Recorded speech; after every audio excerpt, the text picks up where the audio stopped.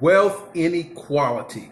Well, that's all the rage in political and social circles these days. And in fact, it has been for a while. But if you think you see a wealth disparity at this moment, fellow, you ain't seen nothing yet. Hi, I'm John McNeil, and this is the Invest Strong Network. Welcome. A very curious thing has happened to the brother man since middle March. Okay, so lost my job, right? And each opportunity to return to work has been delayed as the medical crisis that is gripping our nation gets worse and worse and worse every day, right? And also, the bed and breakfast that I operate, as an aside, I had many cancellations. Now, I've since had some bookings and business demand has begun to return, but it's nowhere like it was pre-pandemic, right? So you would say to yourself, man, brother man must be in dire straits. No, not at all. In fact, the financial aspect of my life, the investment portfolio, stocks, even the bonds, have absolutely soared. Many of them are near record highs at this point. In fact, the brother man might end up reaching his financial goals way faster than I thought I would be, even in the midst of this horrendous medical and economic crisis. But how can that be? Well, it's about wealth inequality. You see, what the government has done, well, really for many, many years, but certainly has ramped up in the last 5 months or so, is the Federal Reserve, our central bank, along with the Trump administration and Congress, have basically pumped money into the financial sector.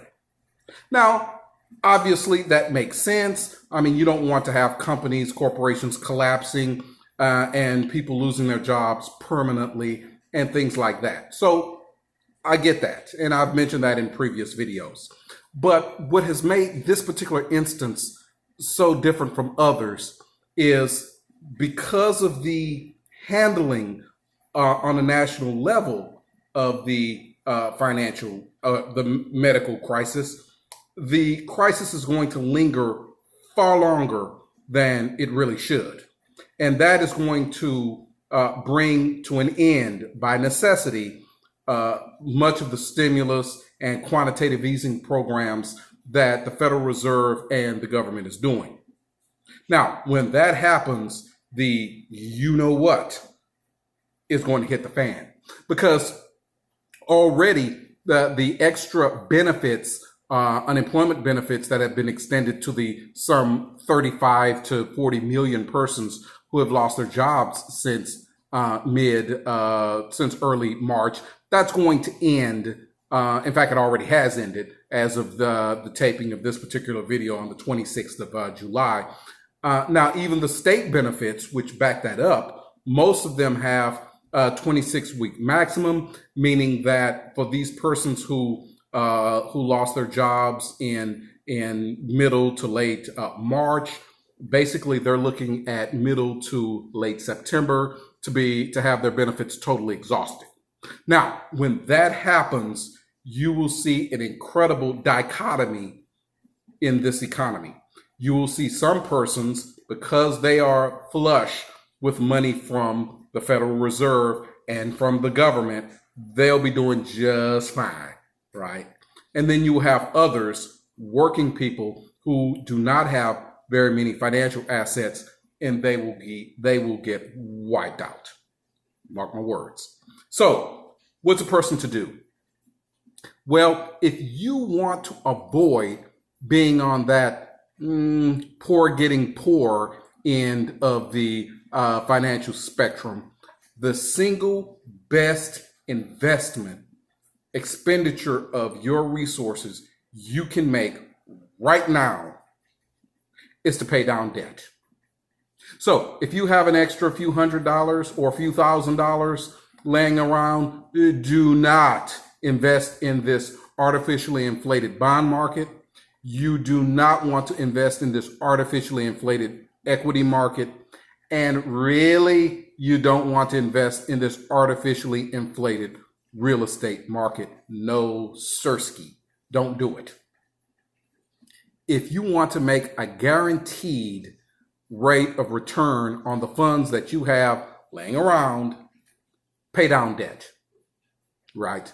And that actually works it benefits in a couple of ways. First of all, you get a return on your money because that interest is cut right off. And so that's good. But also you get the psychological benefit of just not having the weight of debt being placed on you, right? There's a lot of value to that, right? So that's what I would suggest at this point. Now, hopefully there will be better management, better administration coming soon. And when that day comes, perhaps things will begin to turn around. We certainly hope so, right? And I would feel more comfortable investing again in the financial markets. But as of right now, no. And even for those persons who are benefiting from the artificial inflating that the Federal Reserve is doing by buying up these garbage assets and things like that, there will come a time where the collapse of the real economy will pair up with the financial markets, especially the equity markets, and it'll all be dragged down. That day has to come. It has to, right? And you don't want to be on the losing end when that happens, right? So pay down debt. That's the best thing you can do. And even if it's low interest debt, I mean, the mantra has been over the last few years, well, I have mortgage debt. Mortgage debt is good. It may only be 4%, maybe even lower. So what the heck? No. At this point, let me tell you, with the way these financial markets look, I would kill to get a 4% guaranteed return on investment. And that's what you can get if you pay off your debt, right? So some thoughts.